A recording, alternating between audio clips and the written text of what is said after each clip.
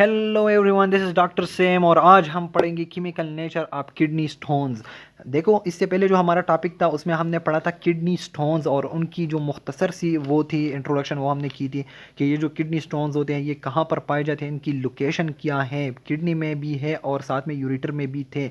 इसके अलावा हमने फिर इसके सिम्टम्स पढ़े थे कि जो बीमार होता है जिसको किडनी स्टोन्स होते हैं आपने क्या क्या देखना है। तो हमने ये देखा था कि उसको ग्राइन में पेन होगा, सही है। इसके अलावा प्लेंग्स में पेन होगा और ये पढ़ा था हमने कि इसका जो यूरिन कलर होगा वो भी चेंज हो चुका होगा, सही है। तो हमने इसकी सिम्टम्स पढ़ी थी कि जो कि बहुत इंटरेस्टिंग था, डायग्रामेटिकली हमने पढ़ा था। उसके बाद हमने आके ना इसके रिस्क फैक्टर पढ़े थे कि यार किस किस को मतलब ये हो सकता है, किडनी स्टोन्स हो सकती है, सही है। आज का जो हमारा टॉपिक है वो है केमिकल नेचर। देखो, केमिकल नेचर का मतलब ये है कि ये आम स्टोन्स की तरह नहीं है जो कि आप लोगों के पास आप देखते हैं। अक्सर लोग का ख्याल होता है अगर आप खाने में किडनी कोई स्टोन खाएंगे तो जाके किडनी में फंस जाएगी, सही है। तो ऐसा कुछ भी नहीं। देखे, आप तो मतलब एजुकेटेड है, लेकिन वो जो होते हैं ना आम लोग, तो वो शायद ऐसा तस्वुर करते हैं, सही है। तो बात यह है कि हम केमिकल नेचर पढ़ेंगे कि ये स्टोन्स कहाँ से आते हैं, कैसे आते हैं और फिर कैसे एक्युमुलेट हो जाते हैं, स्टिक हो जाते हैं, बन जाते हैं, सही है। तो देखो, हमारे पास जो केमिकल नेचर है ना, केमिकल मतलब है कि कौन कौन सी केमिकल्स है इसमें जिनसे ये बना हुआ है, सही है। तो सबसे पहले और सबसे बड़ा, सबसे ऊपर प्री सुपर तो उनमें है वो है कैल्शियम, सही है। तो कैल्शियम का मतलब ये हो गया कि ये जो कैल्शियम है, अगर एक बंदा ज़्यादा कैल्शियम ले रहा है तो वो हम पढ़ेंगे इसके काजेज़ में। लेकिन अब हम नेचर पढ़ रहे हैं तो नेचर के हिसाब से सबसे पहले हो गया कैल्शियम टाइप के स्टोन्स। कौन से किस्म के? कैल्शियम के, जिसमें जो स्टोन्स आप निकालते हैं फिर आप लोग देखते हैं कि यार इसमें कौन सी चीज़ों से ये बना हुआ है, तो उसमें कैल्शियम बहुत ज़्यादा होता है, सही है। तो कैल्शियम के बने हुए स्टोन्स हैं। अब ये कैल्शियम जो होता है ये अकेले नहीं होता। कैल्शियम जो होता है ना, इसको दो चीज़ों से प्यार होता है, एक इसको ऑक्सीलेट से, दूसरा इसको फॉस्फेट से, सही है। अगर ये कभी कभी ना ये कैल्शियम जो होता है ऑक्सीलेट से शादी कर लेता है और कैल्शियम ऑक्सीलेट बन जाता है। जब कैल्शियम ऑक्सीलेट बन जाता है तो कैल्शियम ऑक्सीलेट किस्म के स्टोन्स आप लोगों के उसमें पाए जाएंगे, सही है। लेकिन अगर ये कैल्शियम है और इसको मिल रहा है फॉस्फेट बॉडी में ज़्यादा मकदार में, तो इसके साथ मिल के क्या बनाता है? कैल्शियम फॉस्फेट बना देता है, सही है। तो कैल्शियम अकेले नहीं होता, कैल्शियम इन दोनों के साथ बाइंड करता है और फिर क्या बना देता है? किडनी स्टोन्स बना देते हैं, सही है।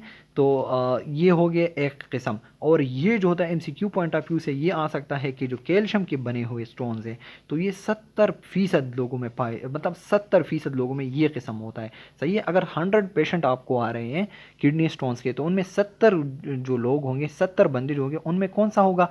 उनमें कैल्शियम किस्म वाला होगा, सही है। कैल्शियम या तो ऑक्सीलेट के साइड बाइंड करता है या फॉस्फेट के साथ। दूसरा जो है वो है यूरिक एसिड। ये बहुत सिंपल टॉपिक है, सही है, बहुत ईजी टॉपिक है। बस आप लोगों ने कुछ बातें याद रखनी है। यूरिक एसिड जो है इसके जो अगर आपने स्टोन निकाला बंदे से, फिर देखा, एग्जामिन किया, तो उसमें जो स्टोन था उसमें यूरिक एसिड बहुत ज़्यादा था। और एक्सक्रीशन में मैंने आप लोग को बता दिया कि बॉडी में ना यूरिक एसिड कहाँ से आता है, तो ये प्रोटीन इनटेक। अगर एक बंदा बहुत ज़्यादा प्रोटीन ले रहा है, फिर प्रोटीन के मेटाबॉलिज्म में कुछ एबनॉर्मेलिटी हो गई है, तो उसको ना क्या हो जाता है कि ये बन जाते हैं यूरिक एसिड किस्म के जो स्टोन्स है वो बन जाते हैं उसकी किडनी में, सही है। तो वो है 5%, मतलब ये कि 100 पेशेंट है तो उनमें 5 में जो है बहुत कम है, तो उनमें ये यूरिक एसिड वाली स्टोन्स पाई जाती है, सही है। फिर है एमिनो एसिड। देखो, एमिनो एसिड तो हमारे पास है, बहुत बॉडी के लिए बहुत नेसेसरी है, बहुत इंपॉर्टेंट है। लेकिन देखो, जहाँ पर अच्छे अच्छे लोग भी होते हैं वहाँ बोरी लोग भी होते हैं। तो ये जो सिस्टीन है, अगर ये एक्सक्रीट करता है बहुत ज़्यादा तो ये कम्युलेट करना शुरू कर देता है। और सिस्टीन किस्म के आपने स्टोन निकाला, देखा, तो उसमें सिस्टीन बहुत ज़्यादा था, तो आपको पता चला कि इस बंदे को कौन सा हो गया है? एमिनो एसिड वाला हो गया, सिस्टीन वाला, सही है। तो ये जो है ये 1 to 3% लोगों में है, बहुत कम है। मतलब 100 में से 1 या 2 या 3 पेशेंट में जो है ये होगा एमिनो एसिड वाला, सही है। और सबसे लास्ट में जो हम पढ़ रहे हैं वो है इन्फेक्शियस स्टोन, जिसको समझना ज़रा इंपॉर्टेंट है। ये तो बहुत ईजी था। कैसे ईजी था कि अगर एक बंदा ना बहुत ज़्यादा कैल्शियम ले रहा है तो उसको ये 70% बन जाते हैं, या जो है यूरिक एसिड वाला जो था, फिर प्रोटीन वाला, सॉरी एमिनो एसिड वाला, उसके बाद जो है वो है इन्फेक्शियस। तो इन्फेक्शियस को आप लोग गौर से देखिए, इन्फेक्शियस स्टोन कैसे आते हैं। देखिए, एक बंदा है ना, उसको किडनी इन्फेक्शन हो गया, जो कि हमने पढ़ा था यूटीआई में, हमने पढ़ा था कि किडनी का जो इन्फेक्शन होता है उसको पाइलोनेफ्राइटिस कहते हैं। ये हमने पढ़ा है, आप लोग ज़रूर पिछले वाले लेक्चर्स जो है वो प्लेलिस्ट में में से देखें, सही है। तो देखो जो किडनी इन्फेक्शन है तो एक ख़ास किस्म की बैक्टीरिया होती है ना, एक ख़ास किस्म की, जो कि आप लोग एफएसी लेवल पर तो मेंशन नहीं है, यूरिएज ब्रेकिंग कुछ ऐसी वो है बैक्टीरिया। तो एक ख़ास किस्म की बैक्टीरिया जो आ जाती है किडनीज़ में, सही है। अब ये बैक्टीरिया क्या कर देता है कि ये जो वो है केमिकल है उनको ना ब्रेक करता है, सही है, ब्रेक करता है मतलब तोड़ देता है, और फिर उनको स्टिक कर देता है और फिर क्या बना देता है, किडनी स्टोन्स बना देता है, सही है। तो स्टोन्स बन जाते हैं उन केमिकल से। तो किडनी इन्फेक्शन की वजह से कुछ खास इन्फेक्शन, हम वैसे भी हमने पढ़ा था ना कि बैक्टीरिया अगर कोई जगह पर अटैक कर देता है तो ये जो किडनी इन्फेक्शियस स्टोन है ना तो उस किस्म के बन जाते हैं। किसकी वजह से बन जाते हैं, जो देखो बहुत ईजी है, इन्फेक्शियस स्टोन कौन से होते हैं, जो किसी बैक्टीरिया की वजह से ना पाए जाते हैं, सही है। अगर आप लोगों ने ना वो देखा स्टोन देखा, सही है, स्टोन में ना तो कुछ उसका प्रॉब्लम है, कैल्शियम का प्रॉब्लम नहीं है, यूरिक एसिड का नहीं है, एमिनो एसिड का नहीं है, फिर आप लोग आ जाते हैं इन्फेक्शियस पर कि यार कोई किडनी में तो कोई वो नहीं है, बैक्टीरिया तो नहीं है जिसने ये स्टोन्स बनाए हैं। तो फिर आप लोग को पता चलता है कि ये हाँ ये तो इन्फेक्शन है। और ये जो होते हैं ना अगर 15 to 20 बहुत ज़्यादा है, मतलब 15 से लेकर 20% के जो लोग होते हैं उनमें इन्फेक्शियस स्टोन पाए जाते हैं, उनकी किडनी जो है, उनकी जो किडनी है उन पर किसी बैक्टीरिया ने हमला किया हुआ है, सही हो गया। तो ये था इन्फेक्शियस स्टोन।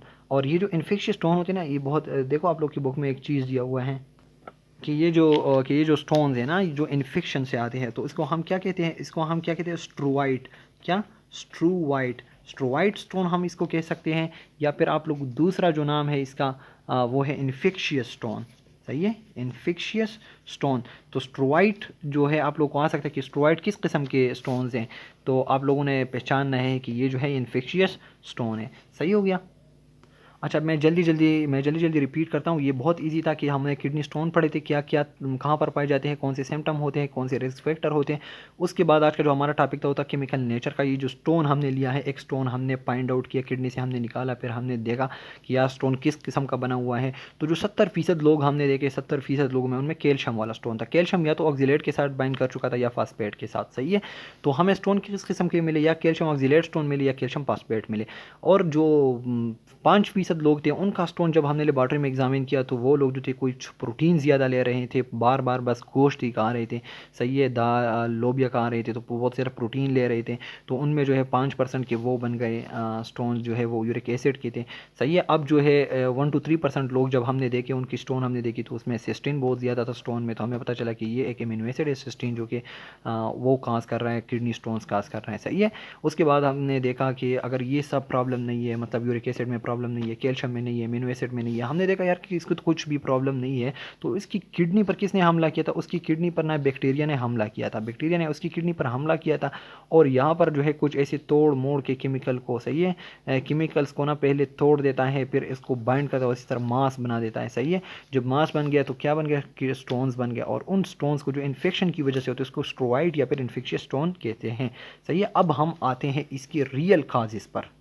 अच्छा जिस तरह मैंने आप लोग को बता दिया ना केमिकल नेचर में कि किस किस्म के हैं, अब इसके जो काजेज हैं ना, काजेज वो भी उस हिसाब से देखो बहुत इजी है, ये जो टॉपिक है बहुत इजी है, आप लोग रिलेशन बना सकते हैं। देखो काजेज जो है वो है हाइपर कैल्सीमिया।